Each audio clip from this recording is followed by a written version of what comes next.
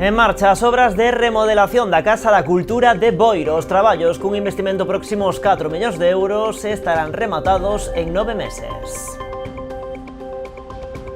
Que tal, saúdos? A Xunta autoriza unha prórroga excepcional da concesión da factoría de Gealsa en Boiro. A ampliación estende o prazo de vixencia ata os 75 anos, o máximo legal permitido. A conserveira, polo tanto, poderá estar no Bodión ata o ano 2067. Luz verde do Pleno do Concello de Pontevedra o traspaso da Unidade Asistencial de Drogodependencias á Xunta. A sesión de carácter extraordinario celebrouse in extremis no último día que deu o Goberno galego para que o Sergas asuma esta competencia impropia dos concellos a partir do 1 de xaneiro.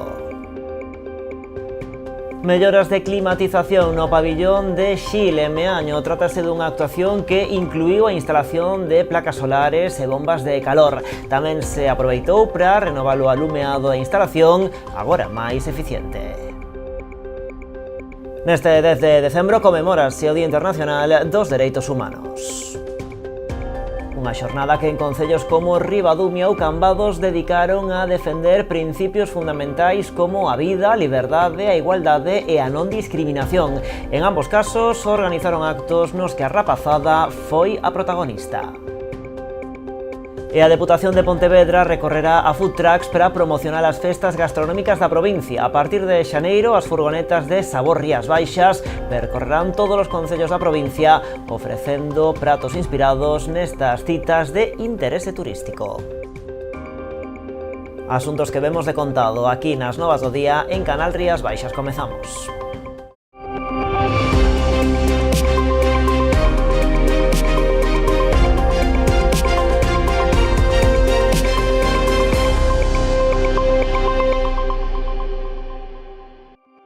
A Consellería do Mar autoriza unha prórroga excepcional da concesión que afirma Gealsa posúe no Peirao do Bodión, en Boiro. A ampliación, que foi avalada no Consello da Xunta, estende o prazo de vixencia ata 75 anos, o máximo legal permitido, polo que a conserveira poderá permanecer neste espazo ata o ano 2067. A decisión responde á solicitude presentada polo Grupo Conserveiro o Aveiro da modificación da Lei de Portos de Galicia, en vigor dende o 1 de xaneiro de 2025, que eleva o límite das concesións de 50 a 75 anos, sempre que exista un investimento proporcional asociado á ampliación.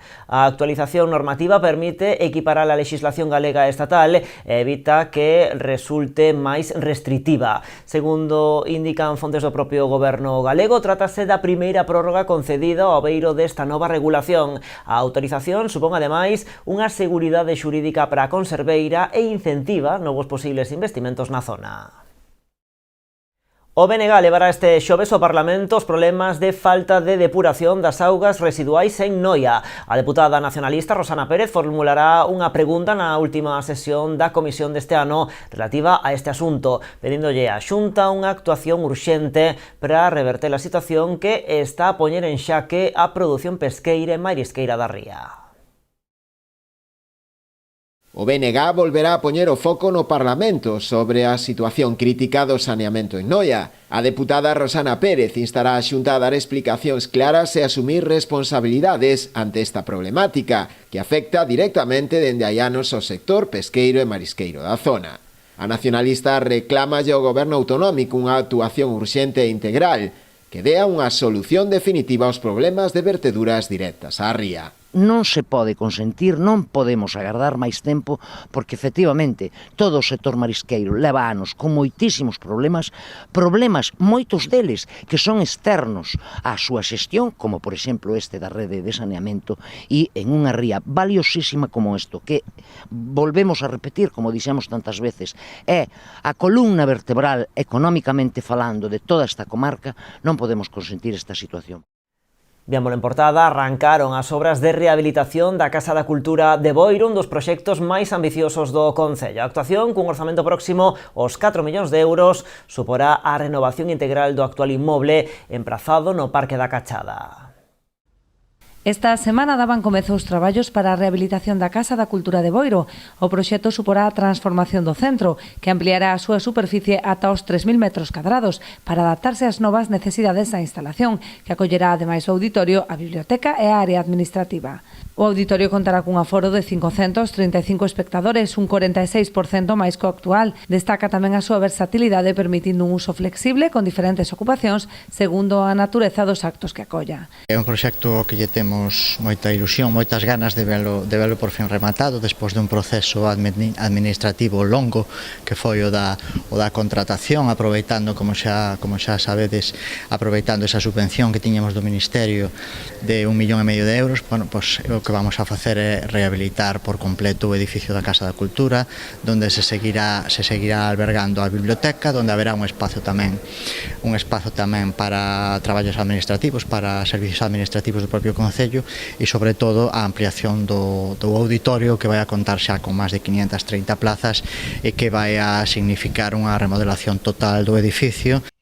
O novo edificio contará ademais con accesibilidade universal e un sistema de cualificación enerxética A, reducindo as emisións mediante sistemas de baixo consumo e instalación de paneis fotovoltaicos. Permitir tamén a adaptabilidade total de todo o complexo da Casa da Cultura e tamén cambiar a eficiencia enerxética, que, bueno, era un edificio que tiña máis de 30 anos e agora, bueno, na rehabilitación que lle estamos a facer, pois vai resultar un edificio completamente eléctricamente sostible. O orzamento total da reforma, que conta co financiamento do Goberno Central, ascende a 3,8 millóns de euros. O prazo de execución será de 9 meses. Melloras de climatización no pabillón de Xil en Meaño. Trátase dunha actuación que incluíu a instalación de placas solares e bombas de calor. Tamén se aproveitou para renovar o alumeado da instalación, un conxunto de medidas co que consegue unha maior eficiencia enerxética. De cara ao ano que ven, o Concello traballa xa na mellora da acústica deste espazo. Grazas a unha subvención da Dirección Xeral de Administración Local da Xunta, o Concello de Meaño acaba de levar a cabo unha fonda actuación de mellora da eficiencia enerxética neste pabillón de Xil, un espazo que acolle actividades deportivas, pero sobre todo outras de tipo social que precisan dunha boa climatización. En que consisteu esta climatización? Sobre todo en 3 aspectos: instalar placas solares nun lateral e logo meter bombas de calor. E outra modificación, digamos, foi a luminarias. Pasamos a LED, todos os focos a formato LED. Dos case 150.000 euros que se investiron aquí, o 80% proceden de fondos autonómicos, mentres que o 20% restante foi asumido polas arcas municipais. É unha liña de colaboración cos concellos para eficiencia enerxética de edificios municipais. Neste caso trátase dun pabellón que recibiu unha subvención importante de casi 150.000 euros, como ben explicaba o alcalde, pois para mellorar, non, a climatización deste edificio, deste pabellón, e ademais contribuir á mellora do medio ambiente. O seguinte obxectivo do goberno local é mellorar a acústica deste pabillón de Xil. Con a axuda da Diputación temos bastante opciones a través desa subvención que é dedicada a temas de deportes, instalación deportivas, e a finalidade é mellorar a acústica, mellorar a reverberación, e eu supoño que, se todo sae ben, para a próxima edición do Xantar de Nadal xa tendríamos acondicionado. Ao mesmo tempo, está se levando a cabo outra actuación no pabillón de Dena, tamén centrada na mellora da eficiencia enerxética. Dunha financiación a través do INEGA instalamos placas solares que de aí suministramos ao pabillón e tamén ao centro escolar, ao centro de Coirón, ao centro CIP de Coirón.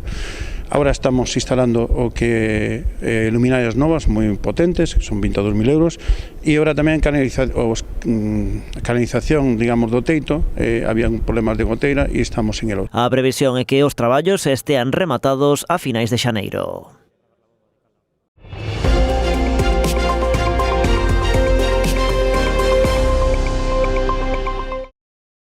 Luz verde do Pleno do Concello de Pontevedra o traspaso da Unidade Asistencial de Drogodependencias á Xunta. A sesión de carácter extraordinario celebrouse in extremis no último día que deu o Goberno galego para que o Sergas asuma esta competencia impropia dos concellos a partir do 1 de xaneiro. Apoio unánime da Corporación de Pontevedra ao traspaso da Unidade de Atención á Drogodependencia da Xunta de Galicia. Hoxe o pleno convocado en sesión extraordinaria deu luz verde a esta medida. É inexplicable como podemos estar hoxe aquí despois de máis de 15 anos agardando pola transferencia da SUAD á Xunta de Galicia, en que estamos a falar dunha competencia impropia. Unha competencia que nunca debeu ser traspasada aos concellos. Estamos a falar, no caso de Pontevedra, a un servizo que atende a máis de 160.000 usuarios e usuarias, que dá servizo a outros concellos, a 12 concellos da área de influencia de Pontevedra. Con este acordo, todo o persoal sanitario integrarase no Sergas. Pola súa banda, un informático permanecerá como traballador do Concello. Ademais, unha das traballadoras sociais pasará a reforzar o Departamento Municipal de Servizos Sociais. En canto ao local que ocupa a unidade en Valentín García Escudero, o Concello cederá xunta o seu uso. Ao final, debemos intentar, entre todas e todos, garantir a calidade do servizo público, a calidade e a prestación asistencial que se fai nestas unidades. Non podemos depender de protocolos diferentes en función dos concellos. Necesitamos un tratamento homoxéneo. Necesitamos unha vía única. Noutros concellos se externaliza, noutras se prestaba por medios propios. Este traspaso contou cos votos a favor de Partido Popular e PSOE. Ambas formacións coincidiron ao sinalar que suporá unha mellora tanto na atención aos usuarios como nas condicións laborais dos traballadores. Los profesionales que han trabajado durante todo este tiempo en el servicio no han contado con todas las medidas necesarias, no han contado con todos los recursos ni materiales ni económicos. Y simplemente voy a decir que el Concello no ha prestado la atención necesaria.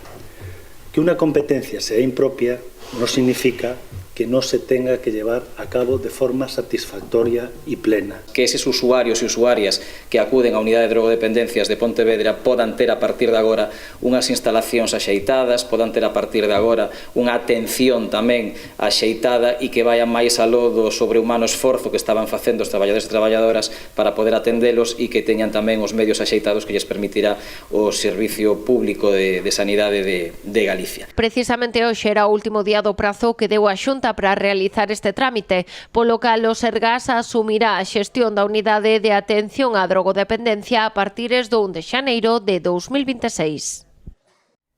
E a Consellería de Política Social investirá preto de 50.000 euros na escola infantil do Porto do Son. O Consello da Xunta acaba de dar luz verde á asinatura dos convenios entre a Administración galega e varios concellos que permitirán renovar as instalacións nun total de 14 centros con cargo ao Fondo de Cohesión e Transformación Social.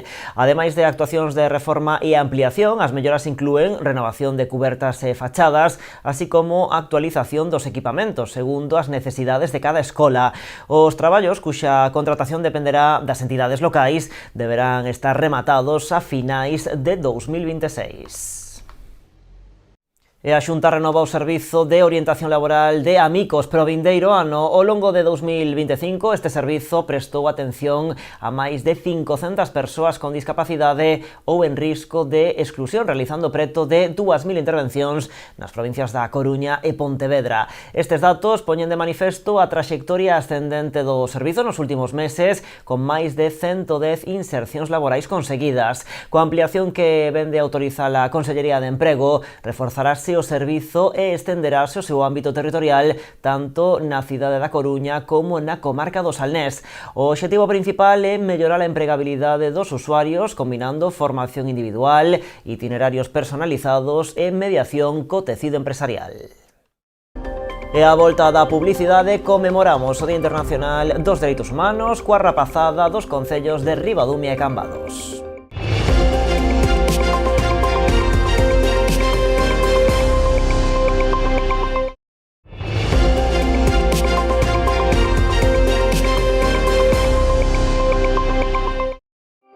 Aquí seguimos nas novas en Canal Rías Baixas. Neste 10 de decembro comemórase o Día Internacional dos Dereitos Humanos, unha xornada que en concellos como Ribadumia ou Cambados dedicaron a defender principios fundamentais como a vida, a liberdade, a igualdade e a non discriminación. En ambos casos organizaron actos nos que a rapazada foi a protagonista.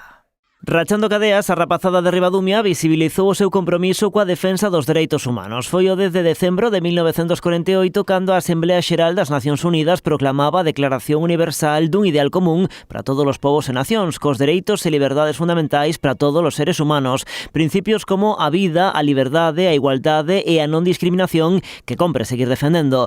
No mesmo acto, ás portas do Concello, baixo a pancarta pendurada no balcón da Casa Consistorial, deuse lectura o manifesto. Todo o traballo que se faga cos nenos e nenas, entendemos que a medida que pasan os anos, pois eso vai a repercutir nunha mellor sociedade, polo tanto, en mellores persoas, non? Os dereitos humanos que foi declarado pola ONU no ano 48 son esenciais para a sociedade, debemos de traballar na defensa dos dereitos humanos e o Concello de Ribadumia súmase a esta, pois a este Día Internacional dos Dereitos Humanos, non? Polo tanto, que mellor que facelo cos nenos e nenas daqui do colexio, xe estuveron aquí en torno a 39-40 nenos de segundo de primaria. En Cambados deuse lectura de forma íntegra a Declaración Universal dos Dereitos Humanos. Coa colaboración de todos os que queirades ler, pero moi especialmente dos nenos e nenas, e xa non tan nenos e tan nenas, do IES Cabanillas e do Cole de Magariños. Foi o propio alcalde o que arrancou co preámbulo dándolle paso un a todos os artigos. Todos os seres humanos nacen libres e iguais en dignidade e dereitos. Todos son iguales ante a lei e teñen, sen distinción, dereito á igual protección da lei. A escravitude e trata de escravos están prohibidos. Ademais, non se fará distinción algunha fundada na condición política. Toda persoa ten dereito á liberdade de pensamento, de conciencia e de religión. Ninguén será sometido a torturas, nin a penas ou tratos cruéis. E así, un tras outro, léronse os 30 artigos que compoñen esta declaración que 77 anos despois segue se incumprindo en moitas partes do mundo. De nos depende non retroceder nos dereitos conquistados. A Deputación de Pontevedra vestiuse de gala para poñer en valor o traballo dos colectivos veciñais da provincia. Máis de 700 persoas asistiron á cita, coa que o Goberno quixo ilustrar o apoio a este tecido asociativo pontevedrés. A primeira gala provincia comunitaria serviu tamén para facer balance dos resultados dos programas Máis Aqua, Máis Novacua e Provincia Comunitaria. As dúas convocatorias do Plan Provincia Comunitaria, deseñado para promover actuacións de mellora de locais sociais ou a adquisición de equipamentos, supuxeron un investimento de 3.800.000 euros para atender a máis de 400 colectivos veciñais. Os dous plans Máis Aqua, aprobados, pensados para financiar melloras no sistema de captación, abastecemento e control das comunidades de auga, repartiron un total de 4,1 millóns de euros entre máis de 430 entidades. E o Máis Novacua, para a regularización de traídas de auga, serviu para atender 70 solicitudes por valor de 340.000 euros. O presidente Luis López presentou o movemento veciñal como motor de cohesión e equilibrio territorial e ferramenta para facer fronte ao reto demográfico. Ademais, adiantou que, de cara ao 2026, os orzamentos iniciais destinados a estes plans incrementarase nun 20% ata o 1.400.000 euros para o Máis Aqua e o Provincia Comunitaria e 360.000 para o Máis Novacua. Hoxe van a repartir 5 millóns de euros nun ano inteiro, como ben dicían aí, 11 millóns de euros, e hoxe 910 asociacións sodes beneficiarias deste plan. 910 asociacións, comunidades de agua e a Asociación de Mulleres Rurais que tanto merecedes porque tanto traballades en prol da sociedade. Que, bueno, ainda temos máis cartos para dotarvos de máis recursos para as vosas equipamento, para as obras, para os tellados, para poñer ese depósito, 20% máis se vai incrementar o presupuesto a partir de enero. Pero, ojo, a partir do 15 de enero van salir as novas bases, o sea, aínda non que empezades as obras e xa tendes que pedir a nova. Nun mes nun mes, ide preparando presupuestos, ide preparando memorias que nun mes volve a salir con un 20% máis de presupuesto o novo plan. E hoxe, gracias ao apoio e ao compromiso da Diputación, o motor do movemento veciñal da provincia volve tirar con forza para manter unha provincia cohesionada, xusta e máis forte. Sodes vós, asociacións veciñais, as que mantedes con actividade os centros sociais que hai espallados por todas as aldeas e as parroquias da provincia. Sodes vós, as asociacións veciñais, as que enchedes de vida e servizos alá onde as administracións non damos chegado. E sí, sodes vós, os veciños e as veciñas, peza fundamental para afrontar un dos desafíos dos moitos que temos per este fundamental que ten que ver co reto demográfico. E a Deputación de Pontevedra recorrerá a food trucks para promocionar as festas gastronómicas da provincia. A partir de xaneiro, as furgonetas de Sabor Rías Baixas percorrerán todos os concellos da provincia, ofrecendo pratos inspirados nestas citas de interese turístico. Pro Goberno provincial, esta é unha aposta máis na descentralización do turismo. Sabor Rías Baixas é o nome da campaña de promoción das festas gastronómicas da provincia posta en marcha pola Deputación de Pontevedra. 3 food trucks percorrerán os concellos pontevedreses para dar a coñecer as diferentes propostas de interese turístico. E hoxe, pois damos un novo paso adiante, que ven no camiño da diversificación da nosa oferta turística, na descentralización de todo o que ten que ver cas actividades por todos os concellos, e logo na aposta clara dun dos grandes nosos atractivos que son as festas gastronómicas. As food trucks poránse en marcha o 28 de xaneiro. Así iniciarán 3 rutas pola provincia, percorrendo os 61 concellos pontevedreses ata o 27 de abril. Nestas visitas repartirán pratos inspirados nas festas gastronómicas de interese turístico. Cada food truck vai visitar como mínimo un día cada concello. Vai haber un máximo de 3 e van a ofrecer como mínimo un prato inspirado en cada unha das 25 festas gastronómicas que hai na provincia. Está previsto que no marco deste proxecto Sabor Rías Baixas se repartan de xeito gratuito máis de 300 degustacións ao longo dos máis de 3 meses que durará a actividade. Tamén se ofrecerá información sobre a data e os lugares nos que se celebran estas festas. Eu creo que a provincia de Pontevedra, sin dúbida, é a provincia probablemente máis turística, sin dúbida, de Galicia, e atreveríame a decir que case que de España.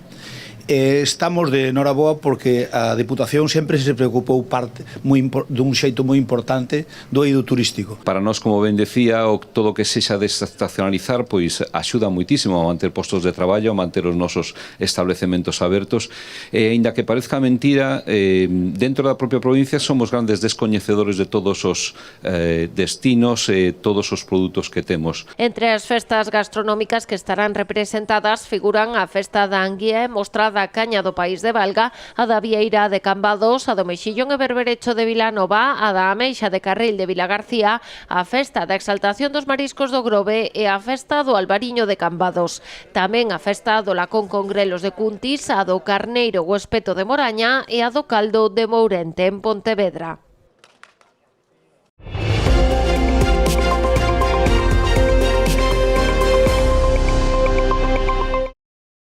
Unha nova proposta que reúne a música e a saúde mental nun mesmo espazo. Falamos de Resonancias, o ciclo que impulsa o Concello de Pontevedra. Son concertos mensuais acompañados dun coloquio no que artistas e especialistas comparten experiencias arredor das emocións e do benestar persoal. Intentar levar ese discurso ou esa idea ou esa conexión entre creación artística, neste caso musical, e saúde mental a un espazo onde poidamos conversar e interpelar directamente a xente que é capaz de crear e é capaz tamén de dar alivio a moitas das situacións pois que padecemos da nosa vida cotiá. Vontade de falar, de escoitarnos e de entender que a veces a música é unha ferramenta moi poderosa para curar as nosas ansiedades e os nosos medos. Creemos que é algo realmente necesario e que realmente pode ter unha importante mensaxe, unha importante acollida por moitas persoas que padecen e que padecemos problemas ou situacións na nosa vida cotiá que non ten por que ser enfermidades ni nada, pero relacionadas coa saúde mental. Cada sesión estará dirixida pola psicóloga Rosana Corbacho e participarán dous artistas que combinarán unha actuación e unha conversa arredor da creación, as emocións e as súas experiencias ligadas á música. O evento piloto celebrarase o mércores 17 de decembro ás 8 da tarde no Liceo Casino con Merino e Eladio e los seres queridos. A apertura de portas será ás 7:30. A inscrición para esta primeira xornada está aberta a partir de hoxe no Apúntate da páxina web do Concello de Pontevedra. A actividade é totalmente gratuita. O ciclo terá continuidade ao longo do 2026 con novas sesións mensuais en diferentes espazos da cidade, ampliando deste xeito o diálogo entre cultura e saúde mental e consolidando unha proposta que nace coa vocación de continuidade. O Nadal chega a Ribeira cargado de cultura. A oferta de actividades para estas datas inclúe propostas para todos os públicos, con especial presenza dos máis pequenos. Esta fin de semana arrancará oficialmente a programación de Nadal de Ribeira da man do tecido asociativo. O sábado ás 7:30 terá lugar a Gala Solidaria de Cáritas e o domingo o Festival de Taume. Tamén teremos un espectáculo de Nadal de Baidadela e a Asociación Francisco Lorenzo Mariño, que da cal xa falamos a semana pasada. O Festival de Nadal de Alfalla, un concerto de confraternidade que ven sendo tamén un habitual dentro da programación de Nadal do Concello de Ribeira das dúas corais. Remataremos co Festival da Asociación de Amas de Casa e eso sería un pouco en relación ao tecido social. Ademais dos numerosos festivais das asociacións, o auditorio acollerá durante todo o Nadal varios espectáculos, dende contacontos e monólogos ata teatro, maxia ou ballet. Como en anos anteriores, a praza da Porta do Sol acollerá o recuncho de Nadal e o Expreso de Oriente percorrerá o centro da vila os días 24, 27 e 31 de decembro. Contaremos co tradicional recuncho de Nadal que se poñerá na Porta do Sol. A apertura será o martes 23 e teremos a visita especial dos bolechas en horarios que serían o día 24, 27 e 31 de decembro e 3 de xaneiro de 12 a 1:30 e de 5 a 7. Tamén o 26, o 29 e 30 de decembro e 2 de xaneiro de 5 a 7 e o 5 de xaneiro de 12 da mañán a 1:30, vale? Dos días 25 e 1 de xaneiro estará pechado, como ven sendo habitual. Este ano tamén contaremos co Expreso de Oriente, vale, que recorrerá as rúas de Ribeira, o fará o día 24, o 27 e o 31, en horario de 11 a 2 e de 4 a 7 da tarde. Os non tan nenos terán tamén propostas de lecer nestas datas, como os concertos das rúas musicais os días 24 e 31 e a festa de Noitevella. Vamos a ter o grupo Claxon o día 24 para amenizar a sesión Vermú en horario de 1 a 4 da tarde. Estará no centro de Ribeira, na zona peatonal, para todos aqueles que gocen de un unplugged con moi bo sonido. Pola tarde tamén teremos a charanga Fanfarria Furruxa, que amenizará a tarde do día 24. O día 5, unha xornada cargada de maxia pechará as celebracións, coa visita dos Reis Magos ás parroquias, a tradicional cabalgata e o Belén vivinte. Tamén na Pobra presentaron esta mañá diversas actividades de dinamización para este Nadal. Unha das máis destacadas chegará xa esta fin de semana co tren do Nadal que percorrerá as rúas da vila. A Pobra contará tamén este ano con numerosas actividades de dinamización e animación de rúa, dirixidas especialmente aos máis pequenos da casa. A primeira das citas será xa esta vindeira fin de semana co tren de Nadal, que percorrerá as principais rúas do casco urbano. Da Concellaría de Promoción Económica temos preparadas unha serie de actividades de dinamización para as rúas da Pobra. Imos empezar este fin de semana co tren do Nadal, que vai estar percorrendo as nosas rúas o venres pola tarde de 5:30 a 8:30, o sábado de 11 a 1, de 5:30 a 8:30 e o domingo de 11 a 1. Non é necesario inscribirse, é unha actividade de balde para todos os nenos e nenas que queiran participar nela. Na seguinte fin de semana, o día 20, renderá visita a Santa Claus, que virá acompañado dunha comitiva de osos polares. O 24 actuarán os DC Kings, a partir das 11:30 da mañá, e o día 27 terá lugar a actuación dos Monifates, coa Palpador. Dende o Concello animan a veciños e visitantes a participar nestas actividades e disfrutar do Nadal na Pobra. A Pobra do Carapeñal é o centro do Nadal na Barbanza, non neste ano, e o centro de Nadal tamén nos a Praza de Abastos. Entón, convidar a todos os veciños que o disfruten, porque o Nadal va moito máis alá da decoración. Como decimos nós, o Nadal é crear comunidade e non se pode crear comunidade se non saímos entre todos a disfrutalo de música, que veñan o día 24 ao Mercadillo, porque vamos a ter unha actuación musical e, por suposto, como non podía ser menos para as crianzas, os máis cativos, que o sábado 20 que veñan aquí á Praza de Abastos, pois para acompañar a Santa Claus e tamén divertirse nesa xornada. O Nadal xa ben brilla en toda a nosa contorna. Hoxe marchamos co alumeado de Vila García. A cidade está decorada con multitude de detalles que convidan a pasear polas súas rúas. Ademais, son moitas as propostas para gozar destas festas na vila, co Fexturrón ou a aldea de Nadal da rúa Clara Campoamor, que inaugurarán o día 19 como grandes reclamos.